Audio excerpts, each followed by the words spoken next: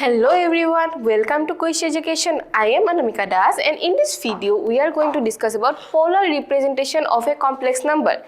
And in previous classes we have discussed about conjugate and modulus of a complex number. So in this video we are going to learn about polar representation of a complex number. So for example, we have taken a complex number that is z equal to x plus iy, and we know that we can represent it in two dimensions, that is this is x and this is y, if this makes an angle, that is if we join this, then it would be r. For example, we have taken it r, that is it makes an angle theta, so we can represent it by cos theta or sin theta, that is we can represent it by theta. So before that, let's find r. What will be r?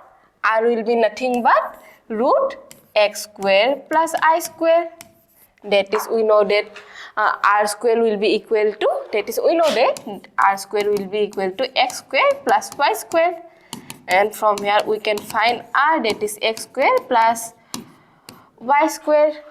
And it is nothing but modulus of z. In previous classes we have discussed that modulus of z is equal to root x square plus y square.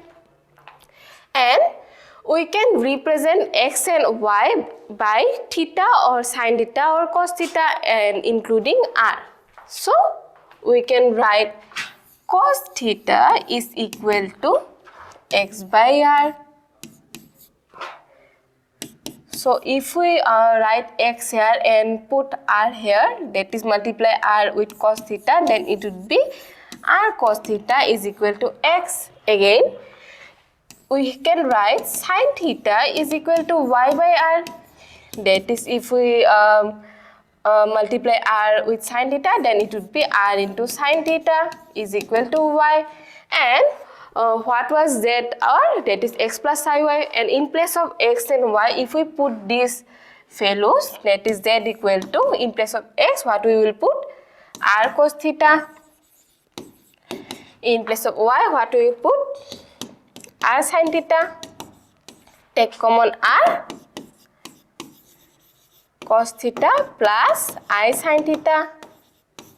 And this is the polar representation of the complex number x plus iy.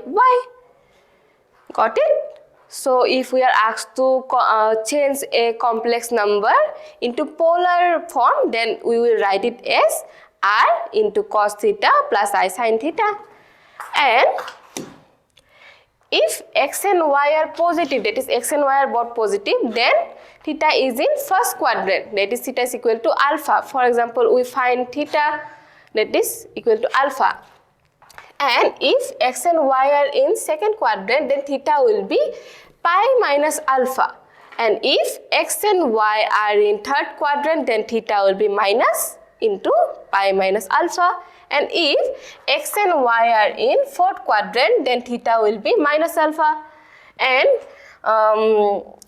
that is, for example, if we have the complex number is, that is 2 plus 3i, that is here both x and y are positive. So theta will be something alpha, that we can find it by using formula, that is theta will be alpha. So here x and y are positive.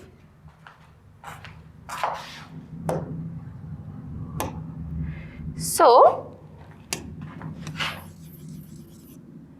we can change any complex number into polar form. That is, the first form was called Cartesian form, and this form is called polar form.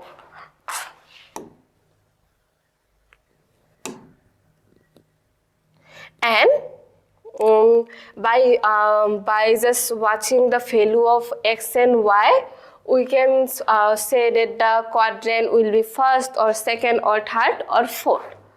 So